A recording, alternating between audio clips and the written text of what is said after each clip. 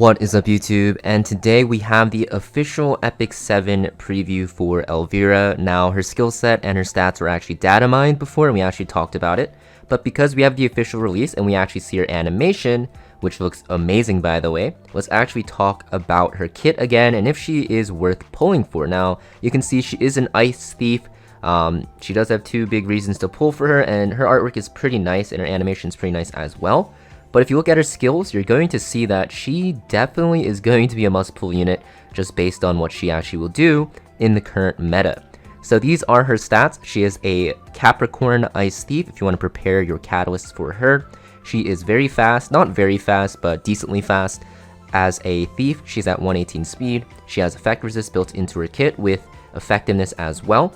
And her imprint concentration does have some effect resist built in. So you're going to see that she is some sort of support thief unit that wants to be pretty fast and possibly take the first turn. So let's actually look at her S2. Her S2 has two parts to it. First off, the passive ability. It is going to be up to 50% bonus effect resist when stacked with her awakening stats here at 30% and also her imprint concentration. You'll get above 107% before any gear stats, which is insane. And you're going to see that she cannot trigger critical hits. Smilegate for some reason loves these units that can't crit right now, with like Blooming Lidica and like some other units in the past like Lethe. But interestingly enough, ELVIRA is also one of them with effect resist built in. It's not like you'd build it on crit chance anyways. But you're also going to see when the caster is immortal, you will decrease the amount of fighting spirit gained by the enemy by 100%. So basically, if you have immortal on yourself, whether it be from an ally or whether it be from yourself, from ELVIRA herself, which you'll see from her S3, you're going to see that the fighting spirit gained by the enemy will not be gained at all. So units like Apoc Ravi, Navy Captain Landy, and Abyssal Yufine will get shut down completely by this passive. Now you can kind of piece together what units this will counter. This will counter the very extremely powerful units in the current meta for PvP, Abyssal Yufine and also Navy Captain Landy, which you see literally everywhere. They've been OP since release, they're super toxic, and people have been complaining about like this slot machine meta where you're just banking on counterattacks and lifesteal and praying to win. Even if you outdraft Navy Captain Landy and Abyssal Yufine teams with counters, they can still win pretty easily if they just land their counterattacks and get lucky, which is super annoying. And ELVIRA, just from this S2, is going to counter those units. Also, you're going to see after using a basic skill on the caster's turn, when the caster is immortal, you'll activate Exterminate. Exterminate can be activated once every 2 turns, and this will inflict that debuff that Lua has on her S3 Big While. And this is a very OP debuff. I think a big reason why Lua is so strong is yes, she can reset cooldowns, but it is this debuff that she has, which is also on ELVIRA, because at the end of the turn, you'll deal additional damage to all enemies basically, except for the person with the debuff, equivalent to 10% of their max HP. So if you land this on high HP units, this does a ton of damage to squish units, right? If you land this on like an Arrowell or Last Rider Crow or Meteor Cowrick or something like that, you'll actually be doing almost a quarter, I'd say more likely like a sixth or a fifth, like 10%, 20% of a DPS unit's HP, which is pretty good for a support unit, right? And it makes it so that she does a ton of damage without building damage. I think this debuff is one of the most OP debuffs in the game, and this will make her very powerful. So you're going to see actually the animation on Exterminate here. This is what it is. She jumps up and does a pretty cool animation, AoE attack, and lands that debuff super strong and will actually do a ton of damage. And she also has effectiveness built in with her skills, with her awakenings, so it's actually going to be a little bit easier to land this than you think. I think most people might even run her on, not most people, but some people might run her on 100% effectiveness to land this on those 100% effect resist tanks, so you can actually do a ton of damage, a ton of AoE damage. Next we have her S3 5-turn cooldown. It is a single target attack, full strip, and also make them unhealable for 2 turns and grant immortality, which will activate her passive for 3 turns to herself. This will penetrate the target's defense, and when the target is a hero, this will scale with the target's current health. So this skill, very important because it will actually put immortality, which will activate, you know, your unable to gain fighting spirit effect on your S2. And also because it lands unhealable, which will make it so that Navy Captain Landys and Abyssal Yufines can't heal on their counters. Abyssal Yufine has lifesteal stat like 99% of the time.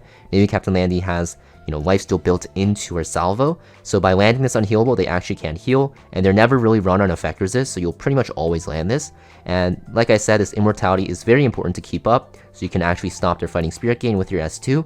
So that is why you want a ton of effect resist, right? So that's why she has 30% built in, 27% from her concentration, and 50% from her S2, because you want this to never get dispelled off you, this immortality buff that you have. So you want to build her on super high effect resist and be very careful about picking her into units that can strip you. Even then though, if you just build her on super high ER, you should be okay. You can even run her on like Bastion of Hope for even more effect resist to stop this from getting stripped.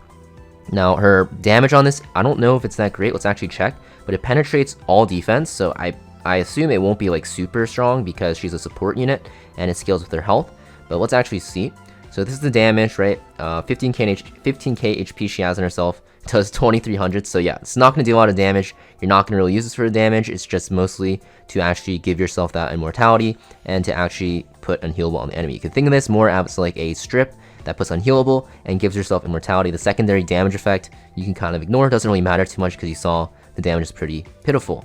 So next we have our S1. It's a single target attack with a 100% chance to dispel one buff, and you can actually soulburn this for an extra turn.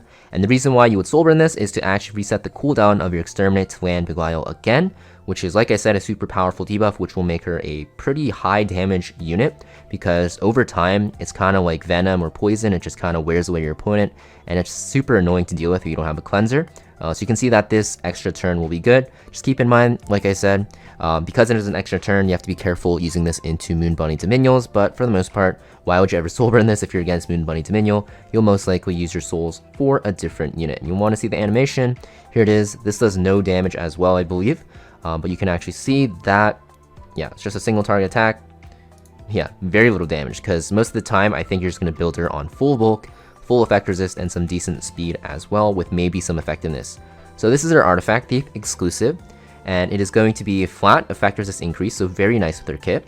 And also you're going to see when you use an attack except for a basic skill, so basically your S3, you will remove 20 souls from the enemy. Now this is pretty strong because 20 souls is a lot, and when you S3 you'll actually remove those souls. Now the thing is though, if you're not fighting a team that has souls already from like Tagehells, then you're not going to really do too much, because you're going to want to use this S3 at the start of battle, right? So you're not going to allow the enemy to actually build up to 20 souls. You won't remove or get full value from this artifact. But if you're against a Tagehells team, then yes, it's pretty good.